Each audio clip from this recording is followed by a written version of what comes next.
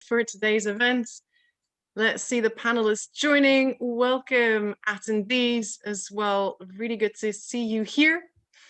We're gonna leave people a few minutes to join. So before that though, it is my pleasure to welcome you. We're gonna spend the next 60 minutes together.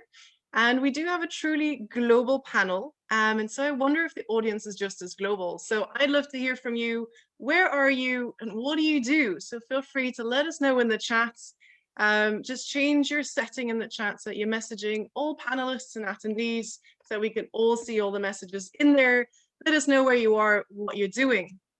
And of course, you're here today to the side event at the ECOSOC Youth Forum, Empowering Youth for a Better Food Future, the World Food Forum by Global Youth.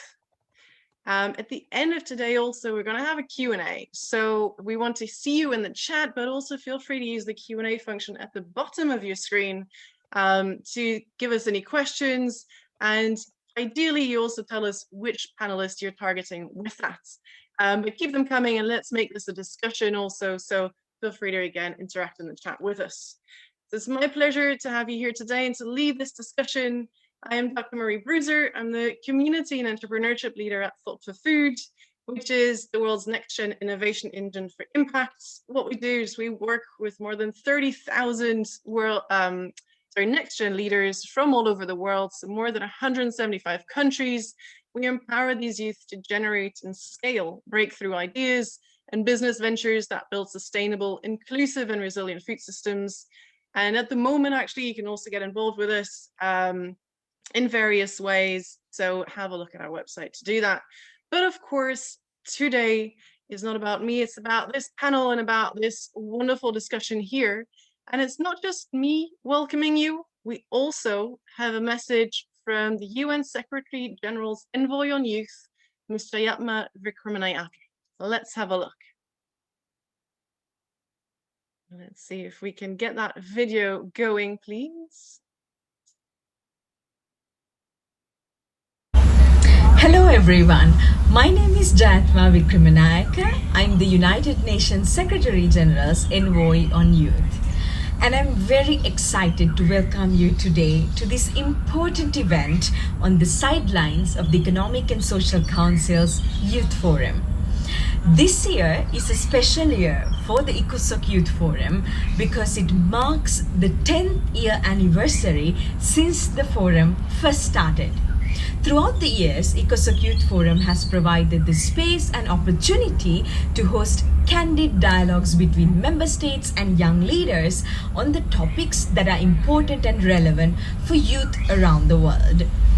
Many ideas and recommendations for sustainable development goals implementation have come out of the ECOSOC Youth Forum, not only from the plenary sessions, regional and thematic discussions, but also from important dialogues that are taking place around the forum itself, such as this side event that you are attending right now. I'm very grateful to see the commitment that the organizers of this side event have given to open more spaces for young people to share their vision and action to address all the important topics that are relevant to the lives of young people. From climate action to employment to fighting against poverty and inequality and so much more. I'm very grateful also for all of you who are participating here, as this is truly reflecting of how young people are relentless in showing their commitment to bringing youth perspectives to the implementation of the 2030 Agenda for Sustainable Development. It's my great hope that the conversations, ideas, and recommendations that you gain from today's event will not stop here, but also will be carried through your participation in the main ECOSOC Youth Forum's many discussions. Thank you once again, and I wish you all a successful event. Perfect. Thank you so much. And as you heard, this is an open dialogue. So again, we encourage your participation, not just today, but also in future events. So let me tell you a little bit more about that and about the setup of today's event. So the World Food Forum, powered by Global Youth, or the WFF, is actually a youth-led movement by and for youth And it's a network to transform our food systems to achieve the Sustainable Development Goals, the SDGs. And of course, as the name suggests, with World Food Forum, we're focusing on the Zero Hunger Goal in particular. And so this today is just one of the many events that we'll have in the next few weeks and months even, which will lead up to the WFF flagship event on October 1st to 6th. So you can already mark your diaries for that. And that is all about driving awareness, fostering engagement and advocacy, mobilizing resources in support of agri-food system transformation through youth-led action. But of course, I think a video can tell it so much better. So let's watch our second moment of the day, a video of the day, and have a look at what the WFF does. So let's get that video started and see more.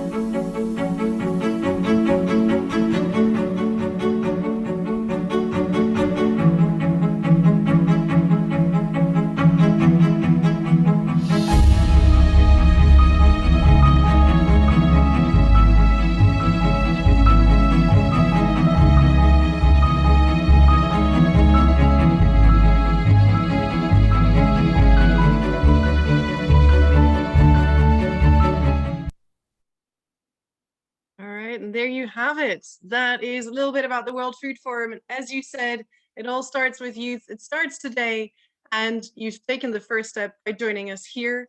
And of course, you're now hearing from some youth from all over the world and hearing a little bit about what they're doing in their role as youth agents of change. So let me briefly introduce each of our speakers before we hear from them in turn. And it is a truly global setup. So I myself am in Belgium, but let's head over to South America, where we have Elizabeth Iberico Robles joining us. She's part of the Consumers International Next Generation Leaders Network, and she's the head of the projects department of Food Security and ASPEC, which is a social organization that promotes consumer rights in Peru. And Elizabeth actually has a degree in food science and master's studies in public health and global health, and is currently working on technological tools to connect consumers and local farmers. And she's part of the national plenary of the Codex Alimentarios in Peru. So welcome, Elizabeth.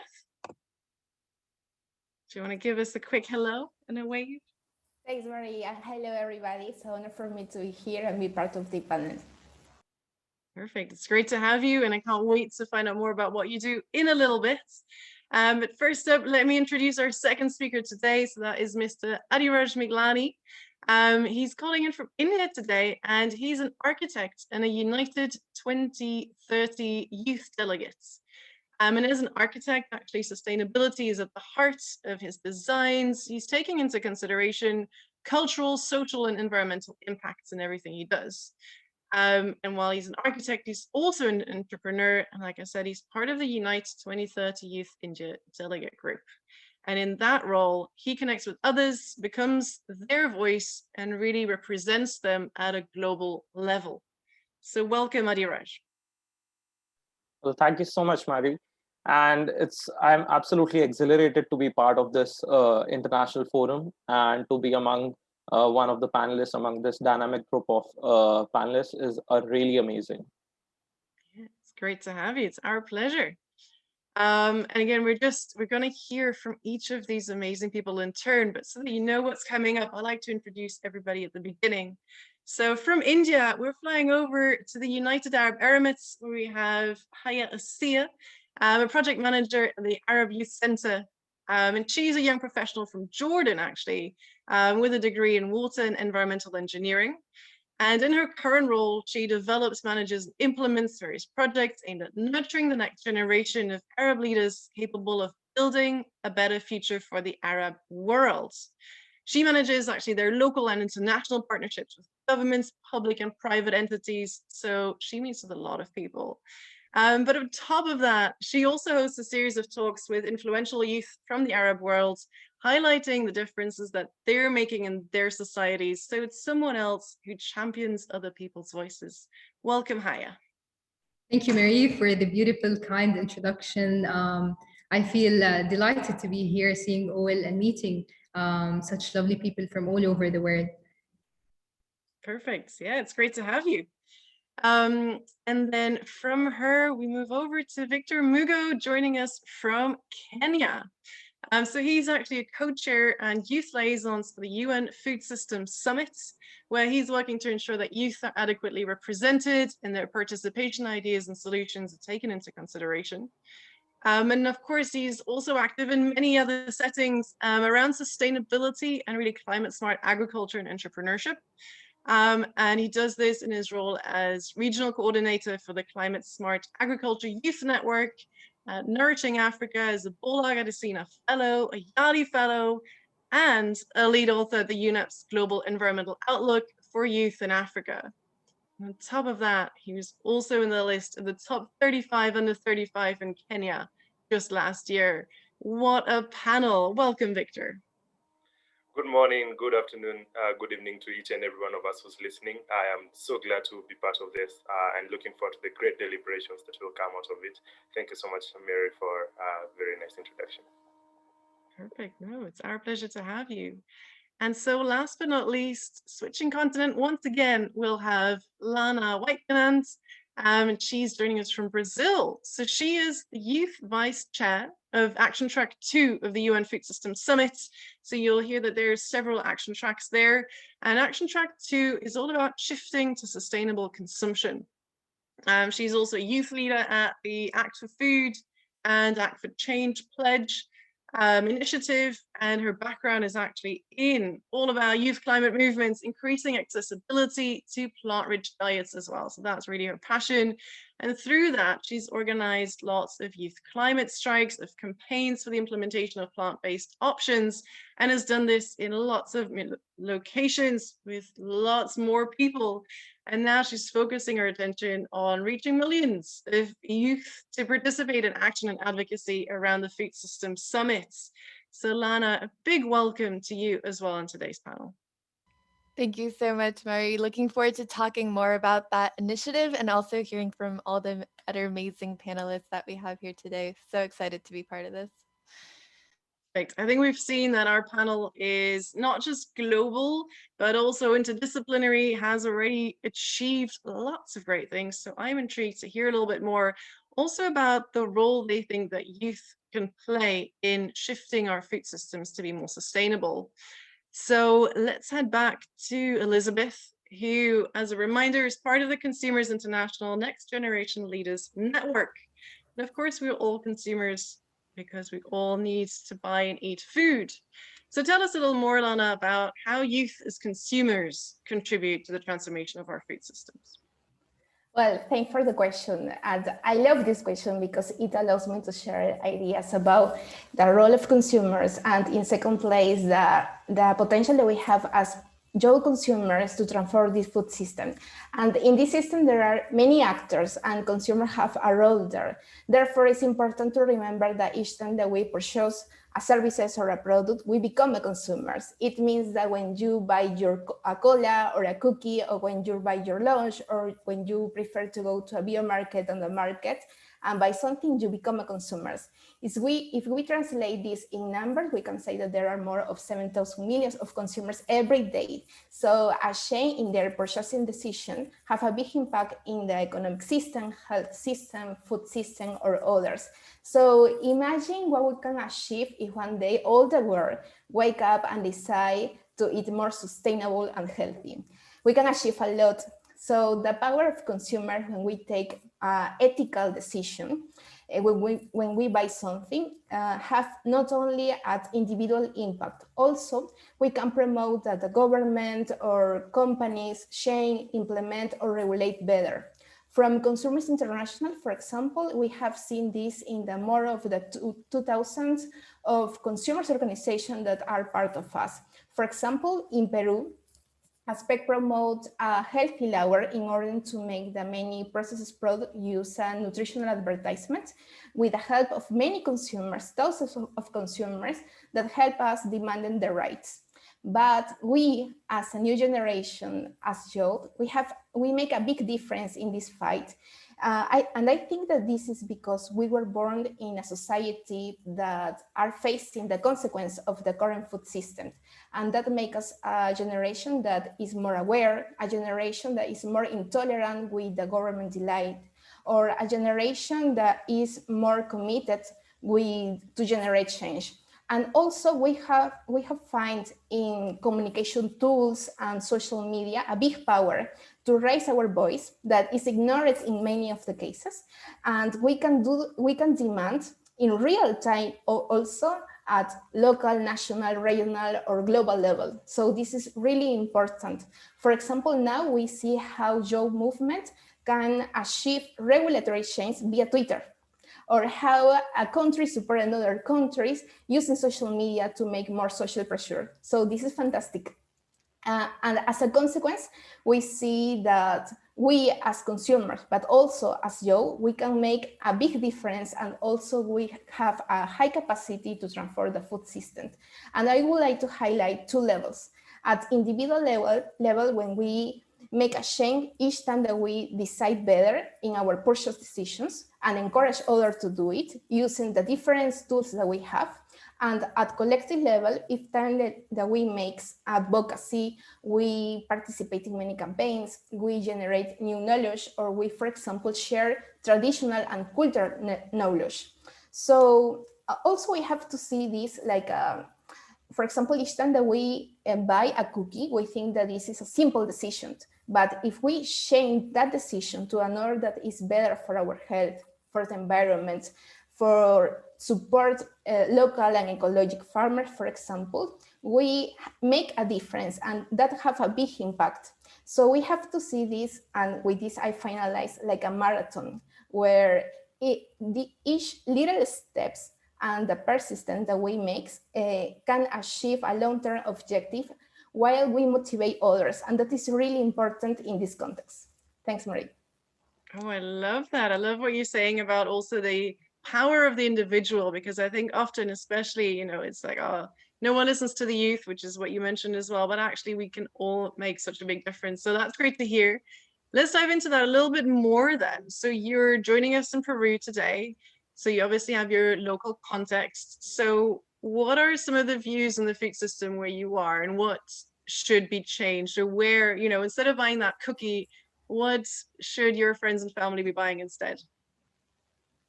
Well, I would like to talk in Latin America, for example. In Latin America have a highly fragmented food system. We are a region where coexist, for example, obesity and undernutrition in the same place. That is crazy, but happens. And for example, but if I can use, for example, two words to exemplify a common characteristic in the food system in Latin America, is that we have a system that is cold and indifferent. In Spanish, I can say, for example, that is alejado. So I think that this happened because our system is not connected with people or with the nature. It looks like a system, it looks like a machine that is only, the only objective is to obtain profits or to be aware about the production capacity, for example. But if we say something about the consumer perspective, I can say that there is a great tendency to forget the culture, to forget traditions, to forget religion, to forget biodiversity. And that is a big problem. So if we want to make a change, we have to start thinking that food is a social act. And don't think that, I think it's a big mistake. Also, for example, I can say that there is a lack of use of tools communications in order to connect youth consumers with youth farmers, and that happens a lot in many countries of Latin America, and especially in Peru, Ecuador, Bolivia, or others. And for example, on another item is that there is that we see a food system that is designed to move us away or not allow us connect with farmers or with environment. And I would like to add an example. For example, in many young consumers that want to change their eating habits and find, for example, a sustainable product, we don't find it. And I think that that happens because we doesn't have a bio market or a market that find this kind of product that are near to us. We have to move from one location to another location to do this. And most of the supermarkets and markets that are closed offer only a sustainable or healthy food products no more of 5%, and in most of the cases 1%. So it's really different to find this kind of products. And I think that there are many reasons for that. But if I can say one that I see nowadays is that there is a misunderstanding or what is the meaning of a sustainable product for many countries. And I think that this is bad, that there are many companies that thinks that a sustainable products only implies a product that have organic certification, or only implicates that the product should be part of a company that have recycling programs, for example. And that is a problem, but also I think that it's necessary to rethink the way the government and the industry deal with these items. The world needs an industry that is more concerned with sustainable and the use innovation and science to achieve it. Considering concept as food culture should not be forgotten. Also, we need a government ready to adopt new communication technologies, and it's necessary to create spaces like this one, for example, where young consumers can participate in the formulation and implementation of program or regulations. I think that this is a matter not of one generation, it's a matter of all of us. Thanks. Agreed. I like your final statement there, bringing everybody together. But I think what we're hearing loud and clear is that communication and knowledge is key here, right? All along the supply chain. So from the consumer to the supermarkets to the growers, so that everybody really understands what is sustainable, how can our choices affect our health, but also nature, and all of it together, and bring inclusive discussions to the table. So I think those were great points. So thank you so much for that insight there from you. And if you want to hear more from her, do drop us questions in the Q&A so that we can come back to Elizabeth and hear a little bit more. So building then from this kind of social media and comms perspective, let's head over to Adiraj in India, our Unite 2030 Youth Delegate on the panel today. So I'd love to know, we heard a little bit about the Latin American perspective. So why do you think that youth are key drivers of change for a sustainable agri-food system, Adiraj? Thank you, Mari, for asking this question, and I'll be answering this in a more holistic way. I'm really passionate and propagator of the youth being the future key change makers. I have always believed that youth are right now proactive and not just reactive. Their behavior can be identified as being involved and taking control to make things happen, rather than just adjusting to a situation or waiting for something to happen. They are innovative and resilient rather than the older generations, and they believe that transformations rather than stagnations. So youth of today, I think, is not constrained by any limitations. They have wide range of opportunities to harness. They can change the demography of the country and are actually becoming the contributors to the economic growth of the country. So I would say we are not the job seekers anymore, but rather than we are job creators as entrepreneurs.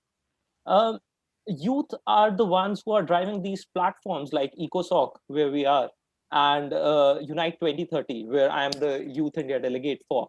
All these platforms help each and every individual, I believe, to harness and put their skills in the right place, wherein they are able to promote and strengthen the coherent implementation of the next generation solutions to sustainable development.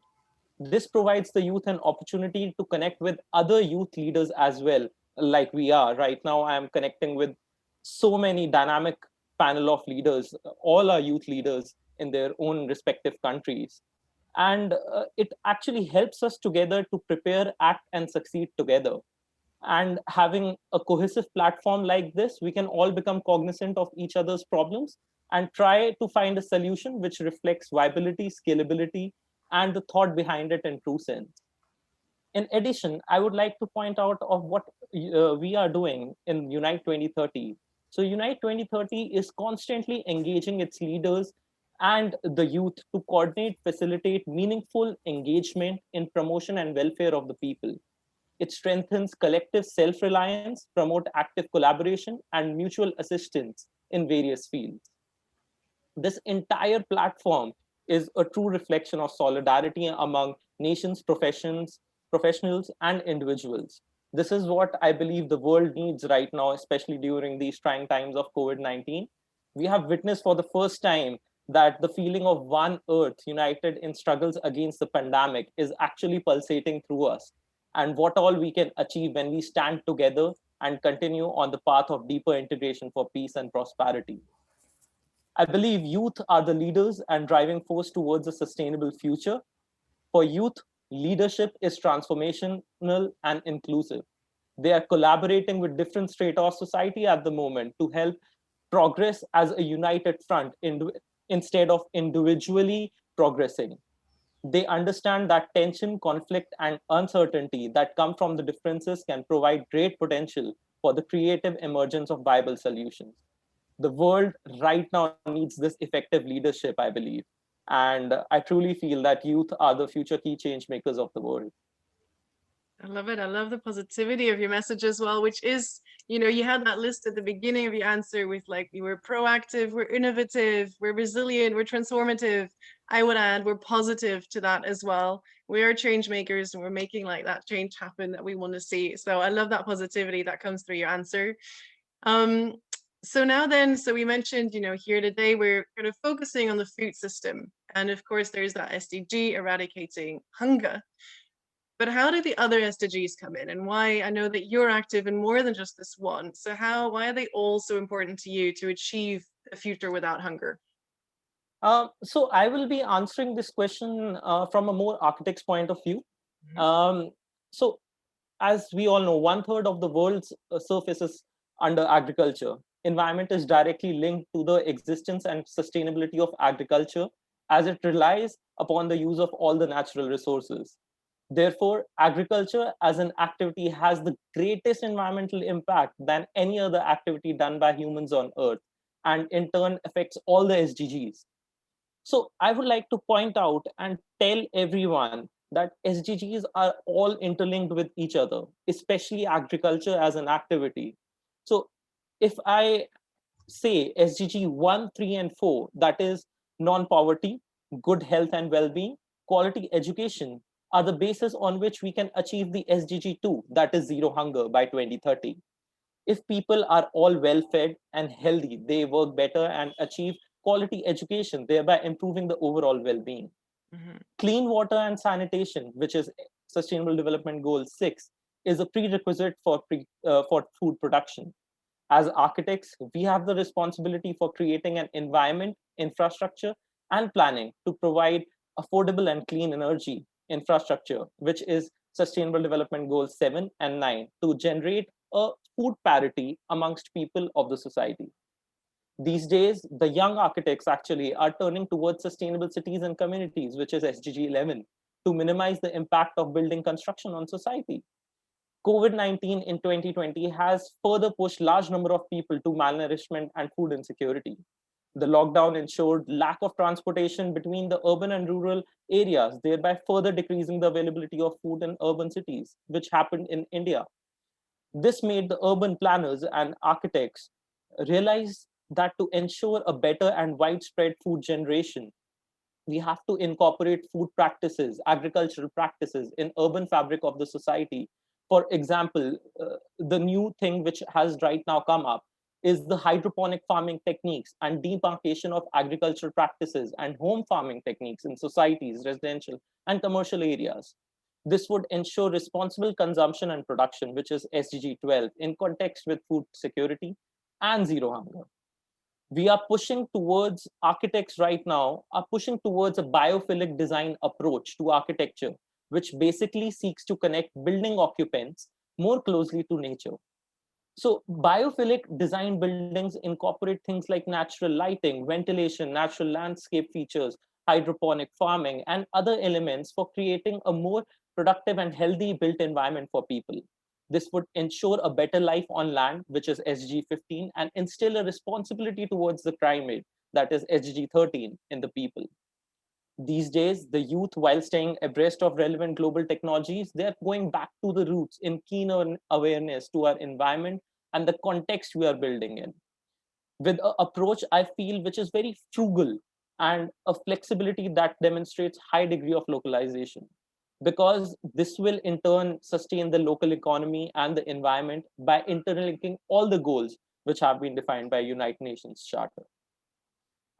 Wow, what a tour around the SDGs. So I've heard it say before that food is at the center of the SDGs, but turns out architecture is as well, which is great. So thank you for setting the scene with that. And it sounds like we'll have to keep an eye out for your biophilic designs as well. So thank you for giving us that perspective. Once again, if you want to hear more from Adiraj, please use the chat to ask any questions so that we can pick them up later. But from here, so going from architecture to engineering as well, we have Haya here today from the Arab Youth Center. So welcome to you now. And we've heard a little bit about 2 parts of the world. So now over to you. Can you tell us a little bit about kind of setting the scene, about the current challenges and some of the work done in the MENA region towards enhanced food security? Sure. First of all, thank you, Mary, again for the kind introduction. And I would like to thank the ECOSOC Youth Forum and the World Food Forum for this lovely invitation. I am honored to be participating in this panel and talking about one of the most challenges that is not only in my region of the world, but also hitting many countries globally. So on behalf of the Arab Youth Center in the UAE, it's my pleasure to be here discussing this. So if we can go back to your question, Mary, from ancient ages, it was known that people who were living in arid regions always faced challenges in regards to their food security. Even with all the technological advancements, still the word hunger is rising over the years. In the Arab world, we are facing actually 52 million people are malnourished in the Arab world, and that's almost the population of Australia, New Zealand, and Taiwan combined, and that's only in our region. So the challenge is real. And out of the region's 456 million hectares of land, only 3.8% is arable. So we don't have the land to plant the food. And moreover, as you all know, we also need water to grow our foods, and the water shortage in our water resources in the Arab world also contributes to the further food shortage in the area. So this creates a lot of food dependency in our region. A country like Lebanon, for example, depends around 85% of their food is imported from outside, which is a critical challenge. And to be honest, there are applaudable efforts from governments, private sector, and stakeholders to find solutions. There are lovely initiatives. The UAE is doing an initiative under the Ministry of Food Security, Food and Water Security, KSA is doing also multiple initiatives with their Ministry of Environment and Agriculture.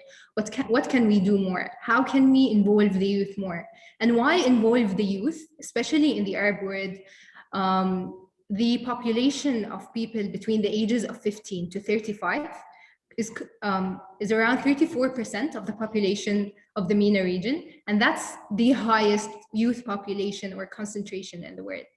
Our vice chairwoman, Her Excellency Shamal Mazroui, the UAE youth, or the UAE, Minister for Youth Affairs, has a lovely quote, and I'll quote her here. She says, if the quality of its youth is what determines the future, the kind of future a nation will have, then the Arab world can draw strength from its share of the global supply. And I love that quote particularly because the young population, us, we are more educated than ever, and we really need the opportunity to make significant and positive contribution to the economic and social advancements in our area. It might sound so simple, so basic, yet it is very effective. And I believe by empowering the youth and by entrusting them to be the pioneers and engineers of a sustainable future, we hope that we really help our area and the rest of the world reach to zero hunger. Perfect. No, thank you for setting that scene as well. And you mentioned the water shortages that are common in your region, but I think we're seeing those come up more and more in other parts of the world. So you are definitely kind of leading that. And it almost sounds like Adiraj with his designs can come in there as well and support your work. But let's hear a little bit more about like specifically what you do at the Arab Youth Center, please, Haya. So it's always a pleasure to talk about one's work. I would like to introduce the center first. So we were established in the UAE, but we work throughout the region, entire MENA region. Our mandate is to realize the vision, to empower young Arabs and address their needs. So we develop opportunities where youth can explore their capabilities and support their innovative ideas. So we have two arms. They work hand in hand together. The first arm is our projects and initiatives where we implement initiatives that are meant to empower youth in different sectors. And the other arm is our research arm, where we conduct researches to help decision makers in the Arab world shape policies for the future of youth in our region. So we always capitalize on the findings of this research to also tailor and develop our projects. Back in 2019, we had the study of the Arab youth SDGs state, and we highlighted how the youth or the Arab youth are contributing in their countries to help the Arab world reach the ambition of reaching the SDGs, hopefully. And we also highlighted the youth-driven initiatives. So there are a lot of initiatives, uploadable initiatives that are done by youth in the area to actually contribute to the SDGs. So these were highlighted too. I will invite everyone to take a look at the study if they're interested at our website, arabyouthcenter.org. However, Marie, the Youth Center does not work individually. We don't operate by ourselves. As we see, this panel is a perfect example of how when people come together, they create something so impactful and wonderful. So what we do at the Arab Youth Center, we try to be the platform, to create a platform where we are connecting governmental entities, the private sector, stakeholders, NGOs who work in the youth or who work towards youth empowerment with aspiring youth in the region. So one of the initiatives that took place last year during the pandemic was the Arab Youth Hackathon project, in which it happened in collaboration again with international and regional institutions. And we wanted to motivate Arab youth to come or to submit their technical ideas to face the challenges that were faced by our region and the entire world during the pandemic. So the first edition of the hackathon, it was the title or the main concept of it is Youth's Role in Times of Crises, and it had 6 different scopes. On top of them was food security. So, and the participants, what's nice about the hackathon is that the participants don't necessarily have the technical knowledge or know how to develop softwares and so on. They just had to have the ambition and real applicable ideas, and we connected them with the right partners for them to support and grow their initiatives. So I might just want to highlight a few of these successes. One of the ladies from Jordan, actually, her name was Dina Dabish. She had this lovely application in which she used city spaces to foster agriculture. So you can, any space that is available inside the city, even they were up on the app for people to be able to grow their food in them. So one other participant and finalist was Salim Bahatha from Yemen. And his idea was, it was an initiative to share the extra food through an electronic platform.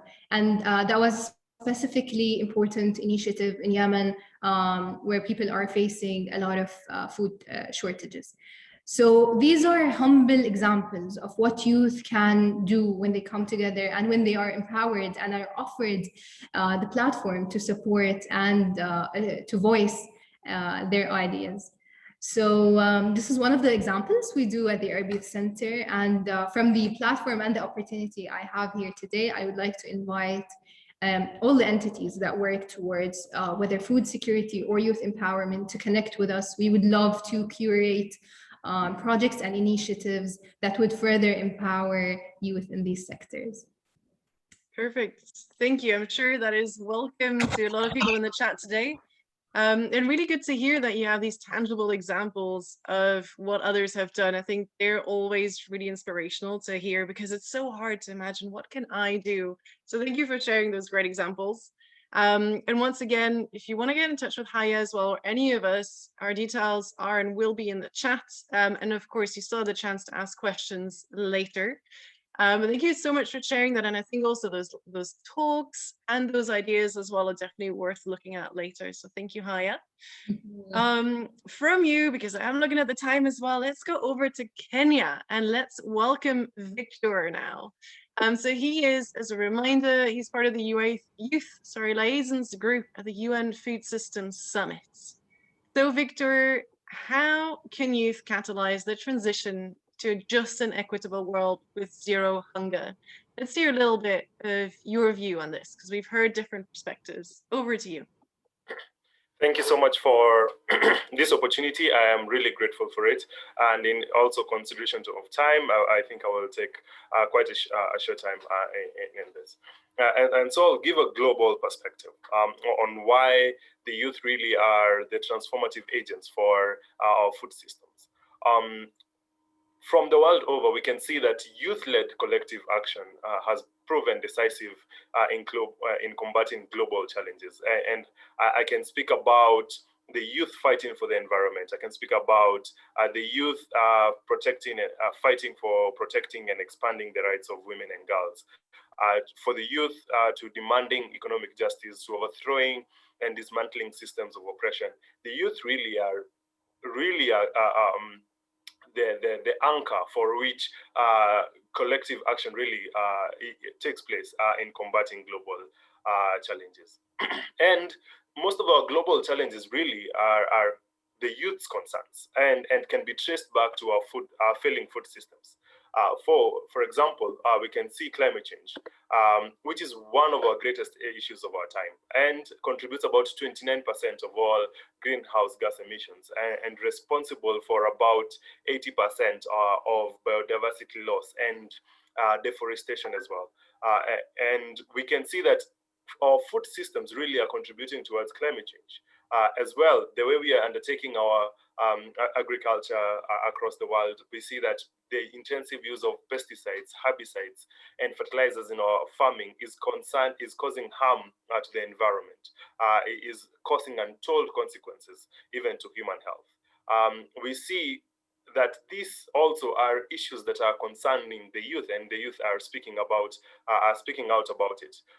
Right now, no matter how much food we produce, the food will still not be distributed enough and will not be distributed well. And so we do not produce enough nutritious food, and which is not also distributed well so that everyone can have something to eat. And so, even if we are producing food at a surplus, then there are still people who still go hungry, about 247 of them in Africa, million of them in Africa. And so really our food systems are failing, and are not just failing for the systems, they're also failing for our health, they are failing for our climate, they are failing for our livelihoods, and are also failing especially for the youth. I can speak for my region where even despite about 85% of the youth living in countries which half of them are working in the agricultural sector, we see that they have been edged out of access to land, and so they do not have access to land. And our current systems of agriculture, the way we undertake them, then although the young people want to get engaged in agriculture, then they cannot be able to do that.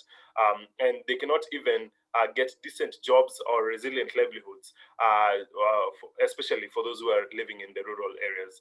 And so right now, the youth do not see a future for themselves from agriculture, and are disengaged from our food systems. And as I said, at the current state, the world's food systems are failing, and are failing for our health, they are failing for our environment, they are failing for our livelihoods, and especially are failing for the youth. And so then the youth really need to come into the realization that then we can use this collective action that we have always used in very many areas, in very many facets, so that we can be able to combat these failing food systems. And especially 2021 is really a transformative year for the food systems, especially because we have the Food Systems Summit. And so the UN Secretary General has put across the UN Food Systems Summit, in which we can be able to galvanize concrete ideas and concrete discussions can go into transforming our food systems. And the youth really can take advantage of this momentum and this drive and this wind of change that is taking place in our food systems. And so they can give their voice, they can give their ideas, they can give their innovations, they can give their solutions towards this global discourse to create transformative change in their food and agriculture sectors. And so with this, the Food System Summit has put in cross very many arrays for youth engagement. And I believe that while we are able to do this, then we can be able to really be the vanguards for our food systems. We can use our demographic dominance to mean something, and we can really be the transformative agents for our food systems. Perfect. I do, through all of our answers, I'm really starting to feel this feeling of youth are here, they're stepping up. It's our time to make a difference. So that's perfect. So Victor, you already took my next question, which was going to be what is the youth doing for the UN Food Systems Summit? But maybe you can still tell us, where can people find out about how they can get involved in the UN Food Systems Summit? And maybe especially if they're in your region. Absolutely great. And the youth, the question about youth engagement in the UN Food System Summit has followed a few characteristics. Right now, with the changing face of youth engagement, the youth do not want just to be represented. They want to participate. They want to be involved. They want to be meaningfully engaged. The other thing that I notice is the youth do not want just to sit at the table. They want to have a share of the cake that is being shared across the table as well. And what I've also noticed is the youth do not just have ideas, and they do not just want that the ideas are put out there. They want to take that step forward into having investable propositions that stakeholders really can come and engage and really fund, and also use these youth as agents for transformative change. And the last thing that I see within the changing face of youth engagement is the youth do not want to be lumped up in categorical jargons. So in most times you see people saying the youth, women, children, and people with disability.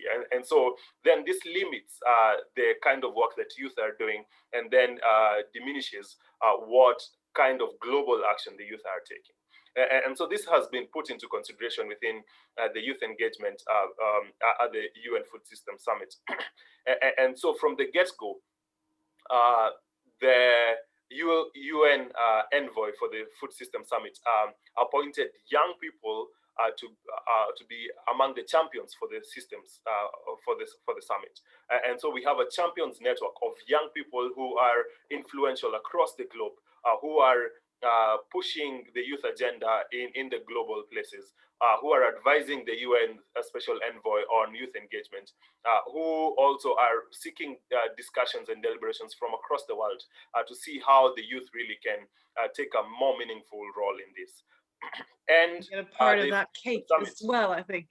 Right? It's getting part of that cake. It's having that seat at the table. So it's really great to hear that you are one of those young people stepping up and making sure that we have part of that cake.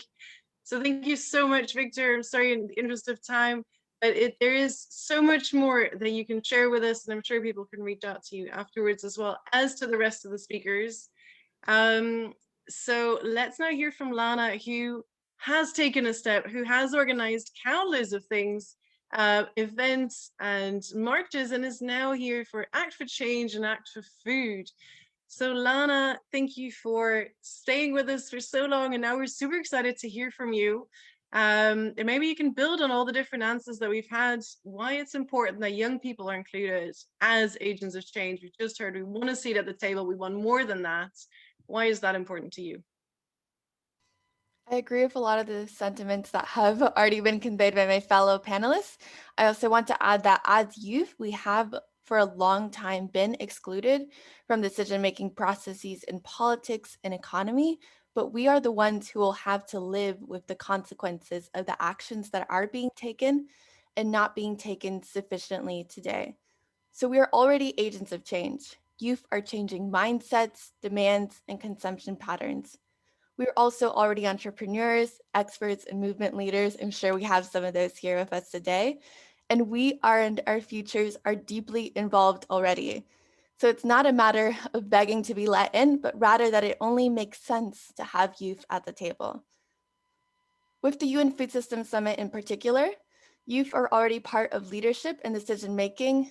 Victor mentioned the Youth and the Champions Network. Youth are also vice chairs of each of the action tracks. I'm proud to be one of these vice chairs and hope that other UN mechanisms will follow this example that the UN Food System Summit has set for meaningful youth engagement from the very top of leadership. And aside from the youth vice chairs, youth champions, and the youth liaisons group, a great way for a broader movement of young people to come in and still engage with the Food System Summit is through the Youth Pledge and Actions for Change. Perfect. Okay, so I like the way you're building on what Victor has told us already a minute ago. So then can you tell us a little bit more about the pledges and the actions for change and how they're going to bring young people together, please? Definitely. I'm very excited too. So in Act for Food, Act for Change, we're bringing together youth leaders from every region of the world in a process that's facilitated by GAIN, the Global Alliance for Improved Nutrition, and the Food Foundation. So the youth leaders, we are writing a pledge on how we as young people will take individual action ourselves, and that we also need accompanying action from key stakeholders in society, including government and business. As youth, of course, we are bold and we're aiming to reach 1 million signatures to the UN Food System Summit and to reach 100 million at least by 2030. We take immense pride and joy and excitement in working to the achievement of these impressive milestones. Part of this process is having the pledge translated into the UN languages plus some, and once launched, having our youth leaders along with interested youth in their areas spread the pledge far and wide, building an unstoppable youth food movement. I invite you today to be part of this movement that we are building. One great way that you can get involved right now is by giving your input to our Actions for Change that currently has an open consultation process. The Actions for Change are where we'll go into the specifics of the actions that young people want businesses and governments to take for a better food future. These actions for change will be used at international events this year to petition decision makers, and more importantly, will be implemented over the next decade to ensure that change happens. We encourage all of you to go to the website, actionsforchange.org with a number 4, and submit what you would like to see in this list of actions. The form will be open until the 19th of April. And then from there, the form submissions will make a long list of actions launched towards the beginning of May, where young people will again have the opportunity to vote on their top actions to create the final list of actions for change to be launched at the Food Systems Summit. So as you can see, you can get involved already in this exciting movement, and also be sure to keep an eye out for more updates coming soon from Act for Food, Act for Change. Thank you. Perfect. Thank you so much, Lana. I love your ambitious goals of how many people you want to get involved. So if you're listening today, there are so many ways of getting involved in different parts of the world, but also plenty of global initiatives. And since we've ended on that UN food system and some of the ways you can get involved, there is also a competition or a setup by the UN Food System Summit, Rockefeller Foundation, Open IDEO, and Thought for Food, where we're looking for game changers from the food system. So food system heroes with solutions to how we can make the food system more sustainable. So to find out more, you can head over to the Thought for Food website, but also to Open IDEO. And there we're looking for initiatives for also regulatory ideas, but also startups. If you are a startup, also Thought for Food is looking for some of those to support from next week onwards.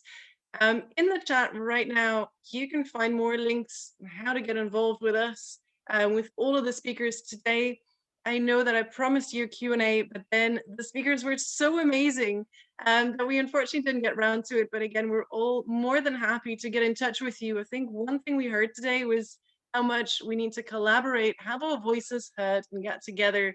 So the 6 of us are more than happy to do that. And of course, platforms like the ECOSOC, like today, are here to get us talking, to get us exchanging our views, our ideas, and really coming together. So also check out their websites. Again, in the link will be all the links for you. But go to the ECOSOC Youth Forum, be notified about future events like the one today, but also different types. We saw it at the video at the beginning. There's going to be lots happening. So look there, register so that you're never out of the loop. And of course, then today also a big thank you to you guys in the audience. I know that there was lots in the chat. There were lots of questions. Again, I'm sorry we didn't get around to them. But a massive thank you to our speakers as well for sharing what you're doing in your respective parts of the world, but also globally. I think it's really impressive to have so many people come together in one place. And that's certainly one of the benefits of our virtual setup of the crazy world at the moment. So it was a real pleasure for me also to moderate today, to be allowed to lead this conversation. And before we log off, we have a final video for you. So let's look at that.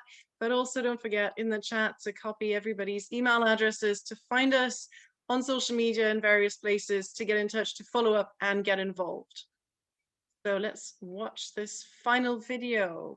Let's see if we can get that started.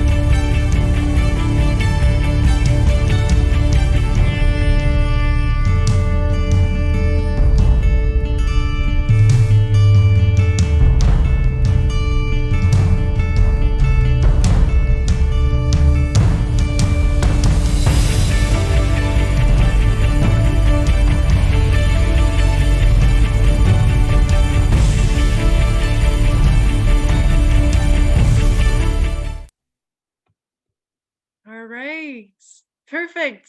So once again, that video to inspire us all, to make us come together and make a stand And with that, it is the end of this wonderful event. So thank you so much. Have a wonderful morning, afternoon, evening, wherever in the world you are. And we hope to see you around in future ECOSOC events. Thank you so much once again to the panelists as well. And goodbye.